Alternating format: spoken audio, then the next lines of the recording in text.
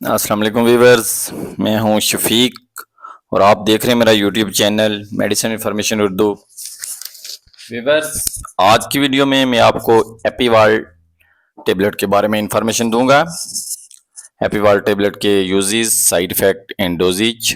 आपसे गुजारिश है कि मेरे यूट्यूब चैनल को सब्सक्राइब करें और नीचे दिए गए बेल आइकन को प्रेस करें ताकि आपको मेरी आने वाली वीडियोस के बारे में मुकम्मल अपडेट्स मिलती रहे। वीवर्स, एपीवाल ये एबट फार्मा की प्रोडक्ट है और इसमें मौजूद साल्ट का नाम है डाई वेल्पोरिक सोडियम। ये वेल्पोरिक सोडियम भी कहलाता है और ये एक एंटी एपिलेप्टिक ग्रुप की मेडिसिन है जो मिर्गी और दौरों के इलाज के लिए इस्तेमाल करवाई जाती है। इसको एंटी कन्वल्सेंट मेडिसिन भी कहते हैं। एपीवाल मार्केट में सिरप्स, इंजेक्शंस और टेबलेट्स फॉर्म में दस्तयाब है।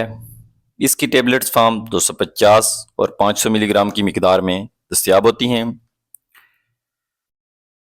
आप देख लेते हैं एपीवाल टेबलेट्स के मजीद यूजेस।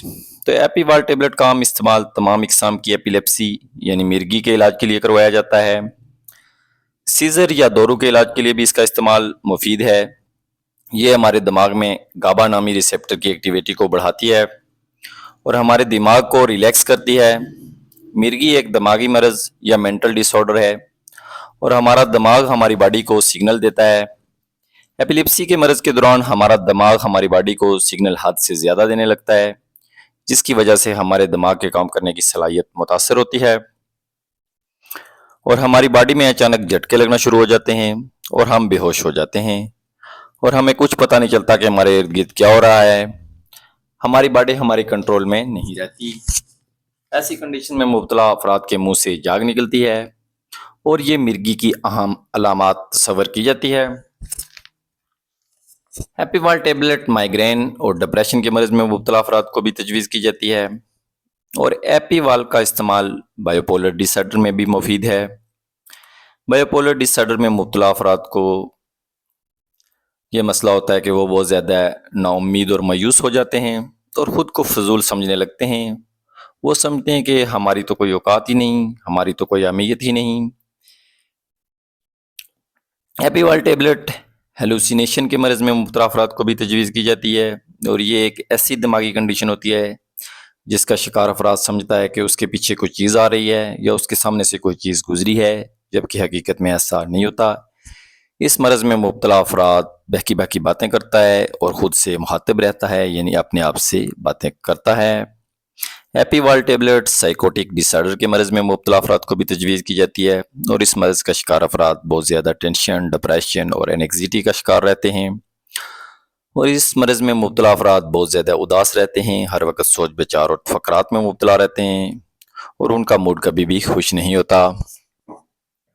ये थे एपीवाल टेबलेट के कुछ यूजेस। तो अब देख लेते हैं इसकी मिकदार खुराक। तो मिकदार खुराक हमेशा मरीज की कंडीशंस, बीमारी की नोयत के हिसाब से तजवीज़ की जाती है।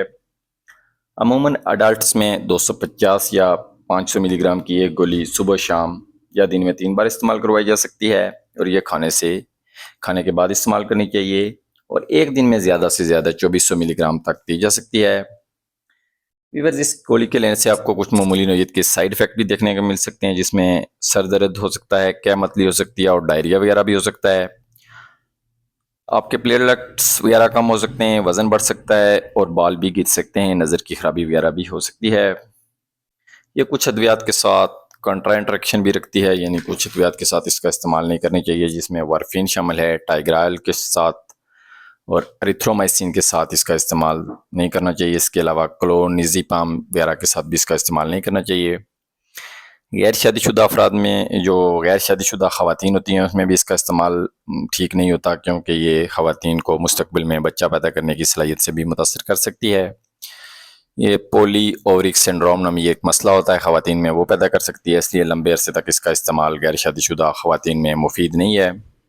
वीवर्स, ये थी एपीवाल टेबलेट के बारे में मेरी तरफ से दी गई इन्फॉर्मेशन। उम्मीद रखता हूँ आपको पसंद आई होगी। वीडियो पसंद आई है तो लाइक और शेयर कर दें और अगर आप मेरे चैनल पर नए हैं तो प्लीज़ चैनल को सब्सक्राइब कर दें। खुदा हाफिज़।